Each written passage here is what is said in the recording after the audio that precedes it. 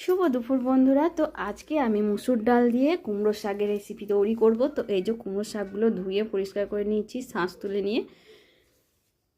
তো এই যে সব রেডি করে নিয়েছি। তো এই যে মুসুর ডালটা পেস্ট করে নিয়েছি।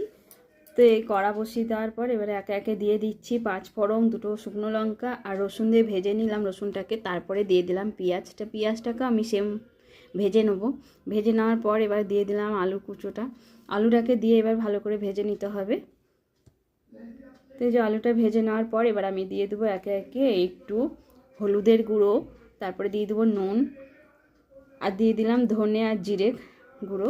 তো এবার ভালো করে একটু কষিয়ে নিতে হবে। তো কষানো হয়ে যাওয়ার পর এবার আমাকে শাকটা দিয়ে দিতে হবে। তো শাকটা দিয়ে দেওয়ার পর এবারে ভালো করে আস্তে আস্তে নাড়াচাড়া করে নিতে হবে। তো নাড়াচাড়া করে নেওয়ার পর একটু ঢাকা দিয়ে রেখে দিতে হবে। তো ঢাকা খুলে নেওয়ার পর একটু জল দিয়ে দেবো। তো জল দিয়ে দেওয়ার পর আর একটু ঢাকা দিয়ে রেখে দেবো 5 মিনিট, যাতে ডাঁটগুলো সব সেদ্ধ হয়ে যায়। তো ডাঁট সেদ্ধ হয়ে যাওয়ার পর তো এবারে মুসুর ডালটার পেস্টটা আমি এবারে দিয়ে এবার একটু ঢাকা দিয়ে রেখে দেবো। তো ঢাকা খুলে নেওয়ার পর তো এই যে মুসুর ডাল দিয়ে কুমড়ো শাকের রেসিপিটা একেবারে কমপ্লিট। তো রেসিপিটা যদি তোমাদের ভালো লাগে তো একটা